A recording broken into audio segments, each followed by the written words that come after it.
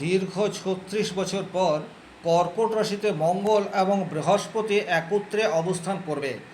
আর মঙ্গল বৃহস্পতির এই একত্র অবস্থান বিশেষ একটা রাজযোগ তৈরি করে রেখেছে। সেই রাজযোগটি হচ্ছে নীচভঙ্গ রাজযোগ। আপনারা অনেকেই জানেন, যখন একই রাশিতে একটি নিচস্থ গ্রহ এবং একটি উচ্চস্থ গ্রহ একসাথে অবস্থান করে তখনই নীচভঙ্গ রাজযোগ তৈরি হয়। কর্কট রাশিতে বৃহস্পতি উচ্চস্থ হয় এবং মঙ্গল নিচস্থ হয়। দীর্ঘদিন ধরেই বৃহস্পতি কর্কট রাশির ঘরে অবস্থান করে রয়েছে। আর 18 সেপ্টেম্বর থেকে 31 অক্টোবর মঙ্গল সেও কিন্তু কর্কট রাশির ঘরেই অবস্থান করবে। তাহলে 18 সেপ্টেম্বর থেকে 31 অক্টোবর এই সময়সীমা পর্যন্ত কর্কট রাশির ঘরে নীচভঙ্গ রাজযোগ সেটি তৈরি হয়ে রয়েছে। এখন গোচরে রাজযোগ তৈরি হওয়া আর ব্যক্তি জীবনে তার শুভ ফল পাওয়া, এই দুটি কিন্তু সম্পূর্ণ আলাদা না হলেও অনেক সময়ই গোচরের কোনো শুভ যোগ আমাদের বাস্তবিক জীবনে সেই অর্থে পজিটিভ ইম্প্যাক্ট নিয়ে আসে না। এটি কিন্তু আমি আমার দীর্ঘদিনের জ্যোতিষ অভিজ্ঞতায় দেখেছি, বা আপনারাও আমার সাথে একমত হবেন। তবে এখানে একটা কথা বলবো, এই যে বাস্তবিক জীবন আপনাদের ততটা শুভ পরিণাম না পাওয়া, এর পেছনে কিন্তু একাধিক কারণ রয়েছে। সবচেয়ে যেটা গুরুত্বপূর্ণ কারণ সেটা হচ্ছে আপনার ব্যক্তিগত জন্মকুণ্ডলের অবস্থা, সেখানের গ্রহগত অবস্থান কি। যেমন ধরুন, এখানে মঙ্গল এবং বৃহস্পতি এই দুটি গ্রহ মিলে রাজযোগ তৈরি করে রেখেছে, কিন্তু ব্যক্তিগত জন্মকুণ্ডলীতে আপনার মঙ্গল এবং বৃহস্পতি অত্যন্ত নেগেটিভ অবস্থাতে রয়েছে, অত্যন্ত দুর্বল অবস্থাতে রয়েছে, বা ভাবগতভাবেও শুভ জায়গাতে নেই। সেক্ষেত্রে আপনি রাজযোগের শুভ পরিণাম সেটা খুব একটা পাবেন না। আবার দ্বিতীয়ত হচ্ছে, মকর রাশিতে 3টি নক্ষত্র রয়েছে। এখন 3টি নক্ষত্রে যে সমপরিমাণ রেজাল্ট পাবে এইরূপ ভাবারও কোনোরূপ কারণ নেই। এই যোগটা 43 দিনের জন্য রয়েছে।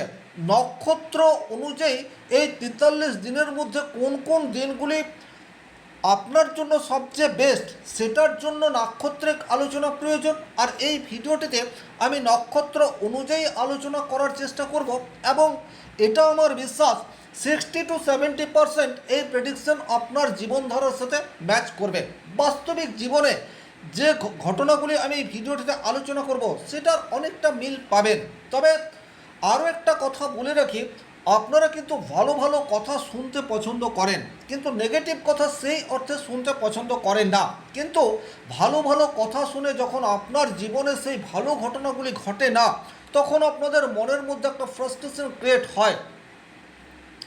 এই ভিডিওটিতে আমি বাস্তবিক অর্থেই যেটা ঘটবে, সেটা ভালো হোক অথবা মন্দ হোক, নক্ষত্র অনুযায়ী আলোচনা করার চেষ্টা করব। তাহলে মকর রাশির সাপেক্ষে 7 নম্বর ঘরে নীচভঙ্গ রাজযোগ তৈরি হয়ে রয়েছে। তাহলে মূলত 7 নম্বর ঘর থেকে দাম্পত্য জীবন এবং ব্যবসা, এই গুরুত্বপূর্ণ দুটি বিষয়ের বিচার হয়। তাহলে এই যে পরিণাম, এই পরিণাম কিন্তু বেশিরভাগ ক্ষেত্রেই আপনার দাম্পত্য জীবন এবং ব্যবসা ক্ষেত্রকে প্রভাবিত করবে। দ্বিতীয়ত হচ্ছে, মকর রাশির জন্য বৃহস্পতি সে 3য় ঘর এবং দ্বাদশ ঘরের অধিপতি। তাহলে মকর রাশির জন্য বৃহস্পতি খুব একটা যে শুভ গ্রহ তেমন কিন্তু বলা যাচ্ছে না। সুতরাং মকর রাশির ক্ষেত্রে বৃহস্পতির পজিটিভ ইম্প্যাক্ট আপনারা যে প্রচুর মাত্রায় পাচ্ছেন তা কিন্তু নয়। খেয়াল করে দেখুন, 2 জুন থেকে দেবগুরু বৃহস্পতি উচ্চস্থ হয়ে রয়েছে কর্কট রাশির ঘরে, কিন্তু মকর রাশির জীবনে বৃহস্পতির প্রভাবে চরম পজিটিভ রেজাল্ট আপনারা আজ পর্যন্ত পাননি। দ্বিতীয় হচ্ছে মঙ্গল।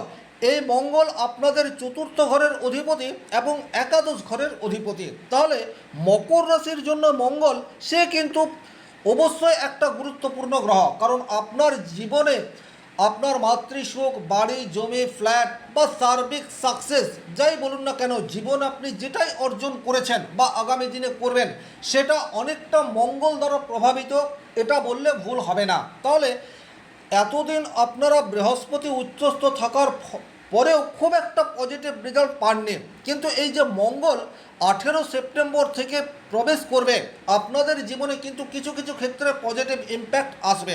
তবে প্রত্যেকটা নক্ষত্র অনুযায়ী কিন্তু একই দিনে বা একই সময়ে পজিটিভ ইম্প্যাক্ট আসবে না, এটাও কিন্তু খেয়াল রাখবেন। আমি তারিখ সহ যে ডেট তারিখ সহজে প্রেডিকশন করার চেষ্টা করব, সেগুলি আপনারা প্রয়োজন হলে নোট ডাউন করে রাখতে পারেন। মকর রাশির ঘরে প্রথমেই রয়েছে উত্তরাষাঢ় নক্ষত্র।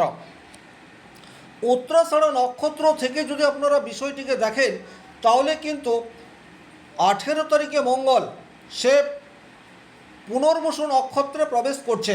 উত্তরাষাঢ় নক্ষত্র থেকে যদি একটি নবতারা চক্র তৈরি করা যায়, তাহলে পুনর্বসু নক্ষত্র সে প্রত্যারী নক্ষত্র প্রাপ্ত হচ্ছে। প্রত্যারী নক্ষত্র মানে হচ্ছে শত্রুতা, তাহলে প্রথমে আপনাকে কিছুটা শত্রুতার শিকার হতে পারে। মকর রাশির জন্য 4 নম্বর ঘরের মালিক হচ্ছে মঙ্গল, সুতরাং আপনার ঘরেই আপনার বিরোধ হওয়ার জায়গা সেটি কিন্তু তৈরি হতে পারে, এটা আপনাদেরকে খেয়াল রাখতে হবে। তাছাড়া একাদশ ঘরের অধিপতি হচ্ছে মঙ্গল, আপনি যেটা পাওয়ার জন্য লড়াই করছেন সেই লড়াই কিন্তু জারি থাকবে, খুব সহজেই প্রাপ্তির জায়গা সেটি কিন্তু আপনাদের পাওয়ার সম্ভাবনা সেটা অপেক্ষাকৃত কম। এবং দেবগুরু বৃহস্পতি সে কিন্তু উত্তরাষাঢ় নক্ষত্রের জন্য এই 43 দিনই বদ নক্ষত্র প্রাপ্ত হয়ে রয়েছে। তাহলে 3 নম্বর ঘর এবং 12 নম্বর ঘরের মালিক নবতারা চক্রেও কিন্তু শুভ স্থানে নেই। তাহলে বৃহস্পতির পজিটিভ রেজাল্ট পাওয়া সেটি কিন্তু উত্তরাষাঢ় নক্ষত্রের জাতক জাতিকাদের জন্য সম্ভবপর নয়, যেটা বাস্তব সেটা কিন্তু বুঝতে হবে। আর জ্যোতিষশাস্ত্র 2 2 4 এতটা সরলীকৃত নয়, আপনাকে প্রত্যেকটা বিষয়কে খুঁটিয়ে দেখতে হবে।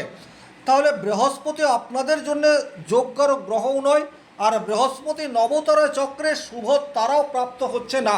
সুতরাং উত্তরাষাঢ় নক্ষত্রের জন্য বৃহস্পতির পূর্ণ সাপোর্ট এটা কিন্তু আপনারা এই রাজযোগ তৈরি হওয়ার পরেও সেই অর্থে পাবেন না।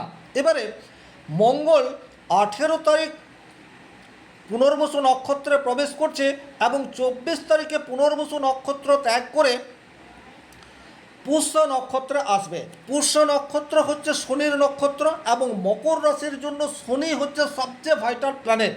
তাহলে 24 সেপ্টেম্বর থেকে 16 অক্টোবর এই সময়সীমা পর্যন্ত উত্তরাষাঢ় নক্ষত্রের জন্য মঙ্গলের শুভ পরিণাম সেটি কিন্তু আপনারা আশা করতে পারেন। তাহলে মঙ্গল হচ্ছে আপনার 4 নম্বর ঘর আর মঙ্গল হচ্ছে আপনার একাদশ ঘর। মঙ্গল রয়েছে বর্তমানে 7-এ, তাহলে 4, 11, 7 এই জায়গায় সুফল আসবে। অর্থাৎ যে সমস্ত মানুষ ল্যান্ডের কাজের সাথে যুক্ত, আপনি জমি ক্রয় বিক্রয় ডাইরেক্টলি বা ইনডাইরেক্টলি কাজের করে থাকেন, আপনার পজিটিভ রেজাল্ট পাওয়ার জায়গা রয়েছে। বাড়ি আপনি তৈরি করতে চাইছেন, শুভ পরিণাম আশা করতে পারেন। বাড়িতে যে কোনো ধরনের ডেকোরেশন করাতে চাইছেন, শুভ পরিণাম আশা করতে পারেন।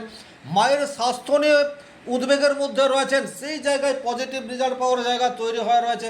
মায়ের কাছ থেকে আকস্মিকভাবে কিছু ধনপ্রাপ্তি বা সৎ উপদেশ বা আশীর্বাদ সেটা পাওয়ার জায়গা সেটিও কিন্তু 24 তারিখ থেকে 16 অক্টোবর এই সময়সীমার মধ্যে প্রাপ্তির জায়গা রয়েছে।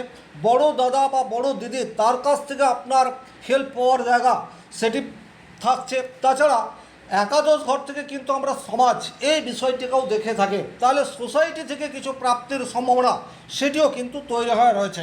এখন এই মঙ্গল আছে আপনার 7 নম্বর ঘরে, ব্যবসার জায়গায়। ব্যবসা ক্ষেত্রে আপনি নতুন কোনো পরিকল্পনা করলেন আর সেই পরিকল্পনার শুভ প্রভাব ব্যবসা ক্ষেত্রে পজিটিভ ইম্প্যাক্ট নিয়ে এলো, এই ধরনের ঘটনা ঘটতে পারে।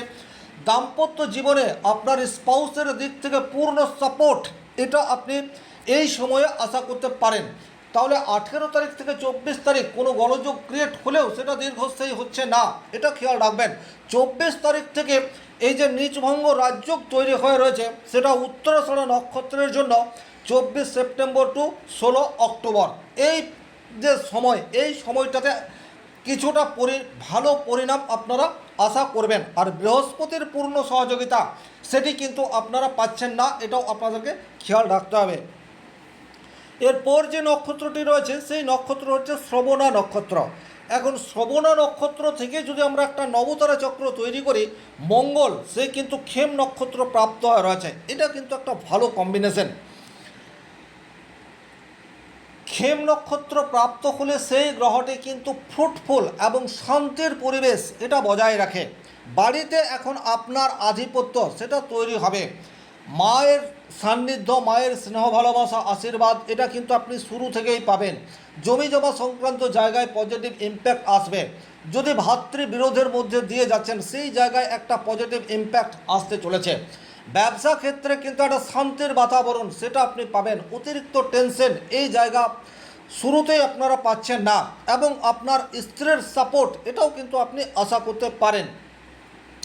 আবার 24 তারিখ থেকে কিন্তু কিছুটা বিপরীত হতেও পারে, কারণ 24 তারিখে এই মঙ্গল সে পুষ্যা নক্ষত্র প্রাপ্ত হচ্ছে, এবং পুষ্যা নক্ষত্র শ্রবণ নক্ষত্র থেকে দেখলে প্রত্যরী নক্ষত্র প্রাপ্ত হয়ে যাচ্ছে, অর্থাৎ শত্রু নক্ষত্র প্রাপ্ত হয়ে যাচ্ছে। খুব যে অশুভ তা নয়, কিন্তু আপনার প্রাপ্তির ক্ষেত্রে কিছুটা বাধা বিপত্তি সেটা কিন্তু 24 তারিখ থেকে 16 অক্টোবর এই সময়সীমার মধ্যে প্রাপ্ত হতে পারে। এটা আপনাদেরকে মাথায় রাখতে হবে। খুব সহজেই আপনি পেয়ে গেলেন এই ধরনের ঘটনা কিন্তু ঘটবে না।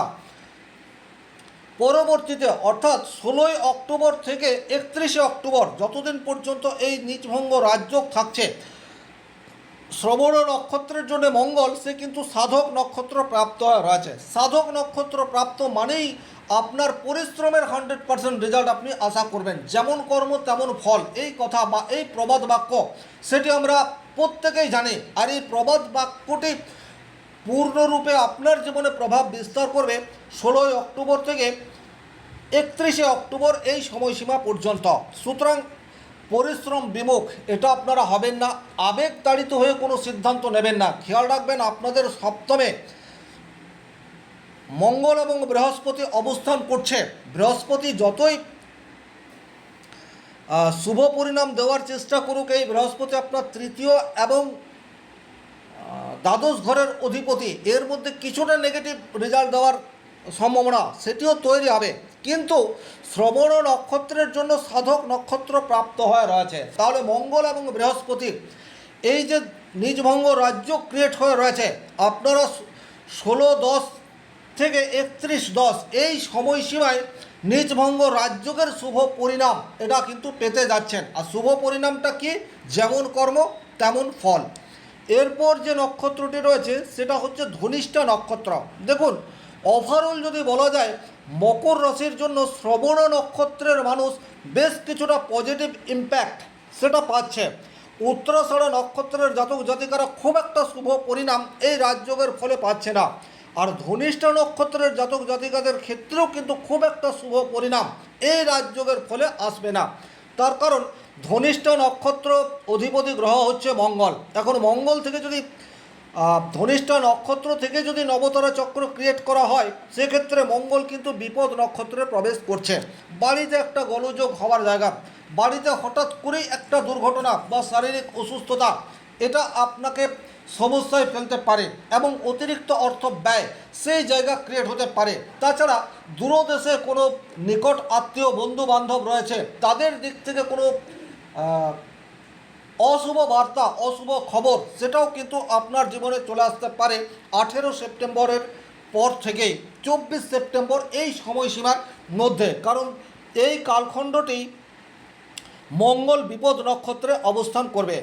দেবগুরু বৃহস্পতি সেও কিন্তু শত্রু নক্ষত্র প্রাপ্ত হয়ে রয়েছে, কারণ সে প্রত্যরী নক্ষত্রে রয়েছে। তাহলে যে কোনো কাজ সেই কাজে কিন্তু বাধা এটা আসবে। এবং যেহেতু আপনার সপ্তম ভাবে রয়েছে, সুতরাং স্ত্রীর সাথে বা স্বামীর সাথে একটা গোলযোগ, উল্টো দিকের মানুষটি বা আপনার অপোজিটে যে পার্টনার রয়েছে তাদের দিক থেকে একটা নেগেটিভ, বা আপনাকে লড়াই করে সব কিছু আদায় করতে হচ্ছে, এইরূপ একটা পরিস্থিতির মধ্যে দিয়ে ধনিষ্ঠা নক্ষত্রের জাতক জাতিকাদেরকে এগিয়ে যেতে হবে। মাঝে কিছুটা সময় মঙ্গলের সাপোর্ট পাবেন, সেই সময়টা হচ্ছে 24 সেপ্টেম্বর থেকে 16 অক্টোবর। এই সময়টাতে মঙ্গল সে মোটামুটি নবতারা চক্রে একটা শুভ তারা পাচ্ছে, অর্থাৎ খেম তারাই থাকছে। এই জায়গাটিতে মঙ্গলের সাপোর্ট থাকবে। কিন্তু তার পরের অংশ অর্থাৎ প্রথম দিকের অংশ 18 সেপ্টেম্বর থেকে 24 সেপ্টেম্বর বিপদ নক্ষত্র প্রাপ্ত হয়ে রয়েছে মঙ্গল। আর 16 অক্টোবর থেকে 31 অক্টোবর প্রত্যরী নক্ষত্র প্রাপ্ত হয়ে রয়েছে ধনিষ্ঠা নক্ষত্রের জাতক জাতিকা। তাহলে ধনিষ্ঠা নক্ষত্রের জন্যেও এই যে নিজভঙ্গ রাজযোগ তৈরি হয়ে রয়েছে, এটাকে খুব একটা ফ্রুটফুল এটা বলা যাবে না। ব্যবসা ক্ষেত্রে বলুন বা দাম্পত্য জীবনে বলুন, একটা লড়াই, একটা সংঘর্ষ, সংগ্রাম, এবং সংগ্রাম করার পরেও 100% রেজাল্ট না পাওয়া, এই ধরনের ঘটনা আপনাদের জীবনে চলে আসতে পারে। সার্বিকভাবে এই ছিল এই ভিডিওটির মূল আলোচ্য বিষয়। বাস্তবিক জীবনে যেটা আপনাদের জীবনে ঘটতে পারে সেটি আমি আলোচনা করলাম। ভালো হলে ভালো, মন্দ হলে মন্দ। ব্যক্তিগতভাবে নিজের জন্মকুণ্ডলী বিচার করাতে চাইলে স্ক্রিনে দেওয়া নাম্বারটি সংগ্রহ করে যোগাযোগ করতে পারেন। ভালো থাকুন, সুস্থ থাকুন, ধন্যবাদ।